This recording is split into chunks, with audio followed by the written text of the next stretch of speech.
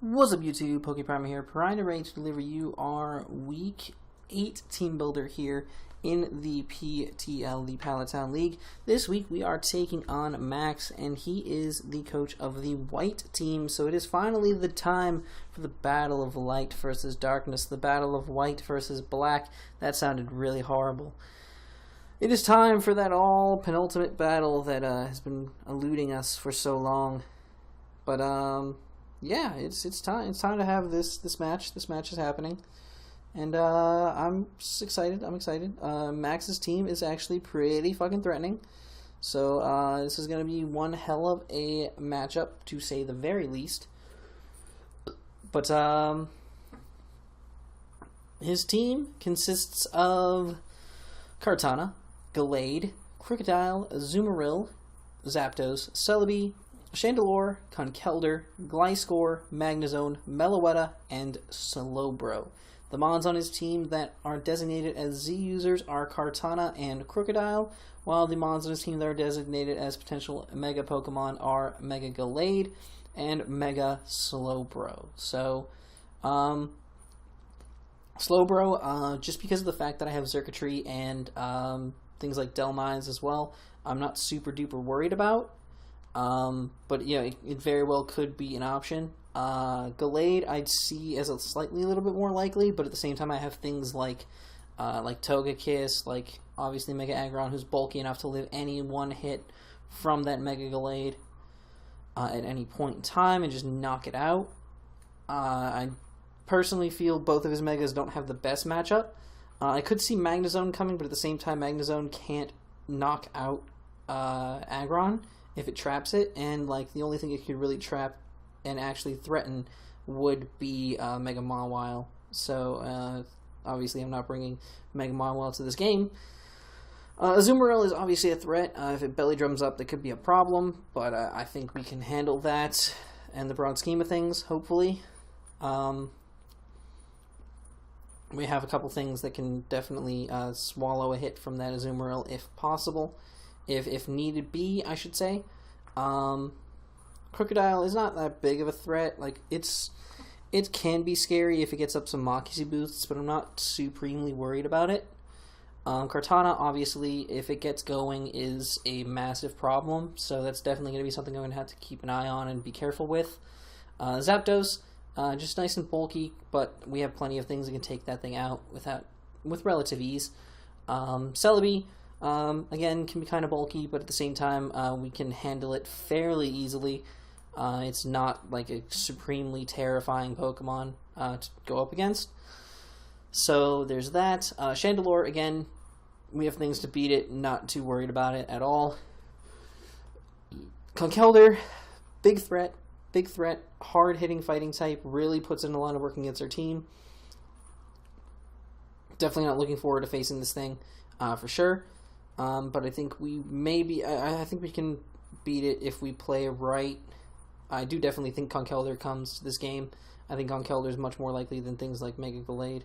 Meloetta could be either regular or pirouette. Both have their own ways of being threatening, but not super scary. And Gliscor, obviously everyone knows what Gliscor does. It's just fat and annoying, and I don't like it.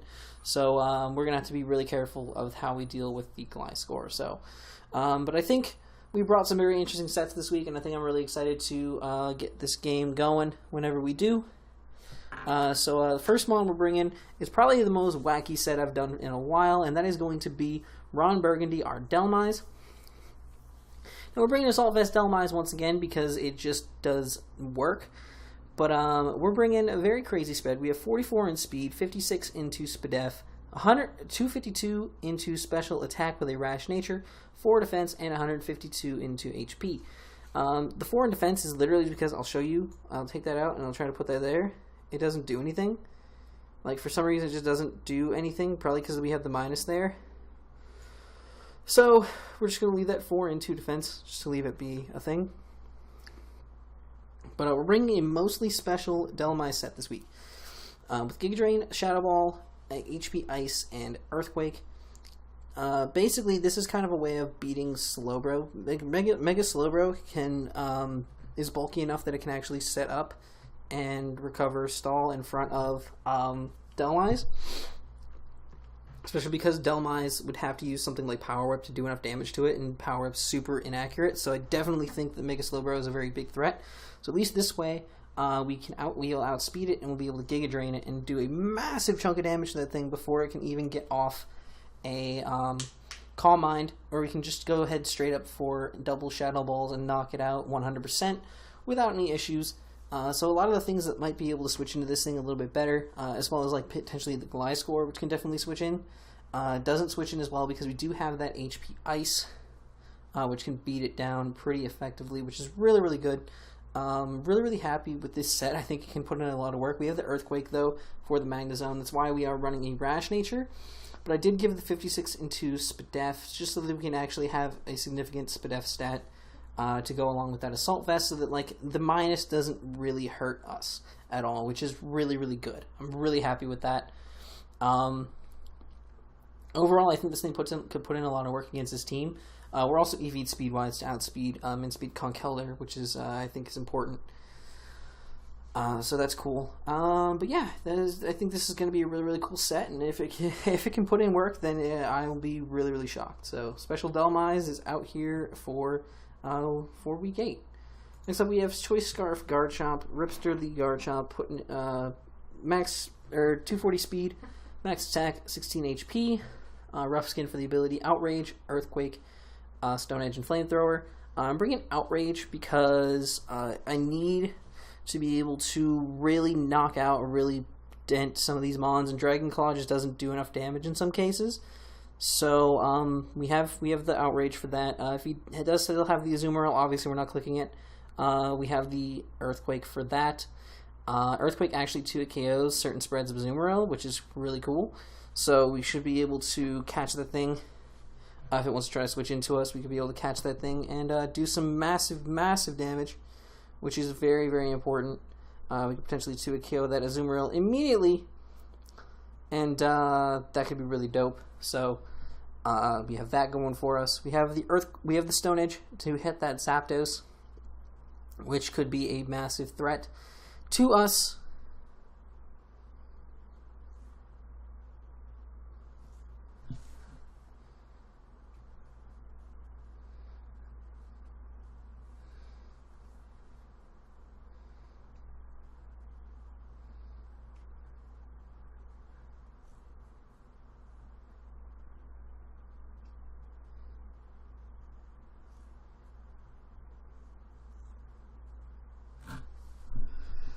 And we have the Flamethrower because there's a Kartana, and I prefer bringing the special fire moves even with non-special attack, with special attack lowering natures, because it's funny because it's so weak that we can just kill it with anything.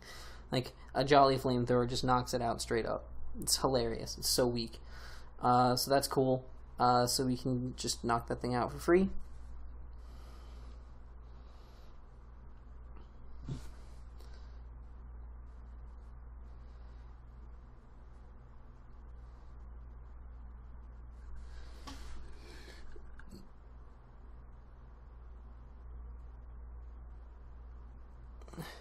Hold on, give me a second, guys. I just gotta apply this real quick.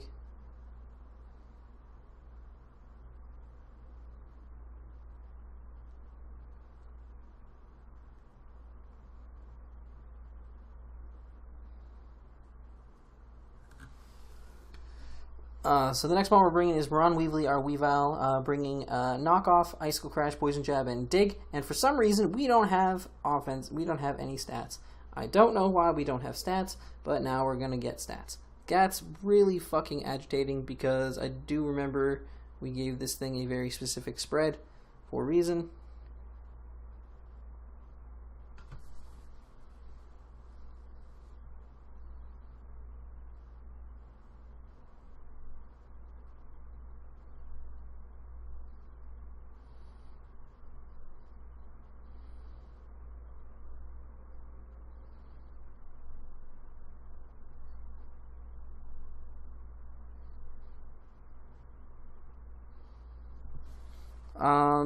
What are we going to do speed-wise? I mean, obviously, never mind, that's not even a question. We're going to outspeed. We're going to be Jolly. We're going to outspeed a Kartana. How fast does Kartana go? Now we're going to outspeed a Mega Gallade, which I know goes to 350 because I have it in the AABL. So, yeah, we're going to go 352. And then we're just going to throw the rest into our HP stat. That is the set that we're going to be going with. Knock off to get rid of items on things because that's important. Icicle Crash for tearing through things like the Crook and the Gliscor. Poison Jab for that Azumarill. And we have the Z-Dig, obviously, for the Magnezone. Magnezone is no longer a threat because we have Z-Dig. It is a freebie to just knock it out with. And I honestly think it will be Magnet Pool because why wouldn't it be Magnet Pool? And we'll be able to trap it. Or we will be able to Z-Dig it and knock it out, and all types of happy, dappy, lovey bullshit. Next up, we have your boy Zerk rocking the Mago Berry. Beast boost for the ability, Thunderbolt, HP Ice, Signal Beam, and Magnet Rise. Originally, I was going to make this Assault Vested, but I wanted the Magnet Rise because I wanted to be able to Magnet Rise on switches into the Crook, or something along those lines, and so I can get myself off the ground and I could not be threatened by things like Earth Power from Celebi, Earthquake from Crook, potential HP Grounds from things like the Magnezone, or whatnot if it decides to bring that, Earthquake from Gliscor, things along those lines. I don't want to be threatened by them, so I can get it up off the ground, dodge those, and feel safe, while also being able to really tear through his mons with this monster, because Xurkitree is a beast. Xurkitree is an absolute beast. Thunderbolt tears through a majority of his team. Like, if it... Because outside of Celebi and Crocodile, and Gliscor, obviously, this thing tears through the team. HP Ice allows us to break through the Gliscor, and we have the Signal Beam, which will allow us to break through the Crocodile, as well as Oko the Celebi. Magnezone can still eat hits from us, but like at the end of the day, I'm not super worried about the Magnezone. So that's why I didn't run HP Ground. I ran HP Ice because that's actually legitimately more important, like beyond words, more important. But we have the Mago Berry too, because if we get knocked down, if we start getting whittled down, knocked down kind of low, we can get that. We can munch on that berry and heal ourselves back up to a very decent amount of HP and continue the onslaught of pain and misery that Xurkitree brings. Also, hopefully, so that like if it gets knocked down low, it won't die, because Xurkitree hasn't died this season. I don't want it to, so yeah, that's our Xurkitree. Next up, we have Gajiel, the Mega Aggron here, fully specially defensive this week, because we don't really need a lot of defensive. Like, we'd have to invest too much in defense to not be 2-hit KO'd, and realistically, anything that can 2-hit KO us, we can actually knock out in return, so I'm not too worried about it. We have the Flamethrower here for that Kartana, obviously. Heavy Slam does a ridiculous amount of damage to a majority of his team. He doesn't have that very many heavy mons, so it's really not like he doesn't have a lot of things that can take that hit nicely. And then we have Earthquake for the Magnezone specifically. That's very simple. And then obviously the rocks are important to kind of get that chip damage on members of his team, break potential sashes, stuff like that. Hazard removal wise, he has Zapdos and Gliscor for Defog, but that is it. So if I can keep those things in check, and Kartana as well, if I can keep those things in check, I'm not super worried about it. I think having the rocks up could be very beneficial to us in this game. So that is our Gajiel set. And the last set we're bringing is going to be our good friend Jormungand, the Milotic Flame Orb Marvel Scale, of course, fully physically defensive, so we can eat all the hits. This thing is going to swallow hits for millennia. This thing is so chunky. Mega Gallade cannot break through it. Kartana needs an SD up to break this thing. Crocodile cannot touch this mon. Azumarill, because we are faster than Azu, Azu's no longer a threat to this thing, which is very, very cool, because Azumarill, actually, let me calc something real quick. Just want to see what a max speed Azumarill sits at. Choice banded, 222, 199, 218. What do I have to invest to get to 218?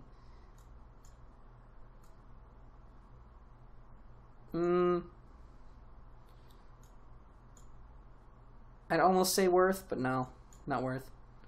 I need all the bulk I can get. Regardless, if he's not running like max speed, it can't outspeed my Milotic, and Milotic can just haze away a potential belly drum, which is hilarious. It could be hilarious actually if it works, obviously. Yeah, I think just overall Milotic's good to have in this game because a lot of mons could be very threatening. This helps with things like the Celebi and the Zapdos as well, because we do have that mirror coat. So if Zapdos wants to go for a Volt Switch, or Celebi just wants to go for something like a Giga Drain or something along those lines, we can go for that mirror coat and stop it. Or not stop it from happening, but we can eat the hit pretty easily, because we are a very, very bulky mon in general. And then obviously we're going to get the mirror coat off and kill whatever was in front of us. So that is really, really dope. So Milotic is out here to put in some work this week.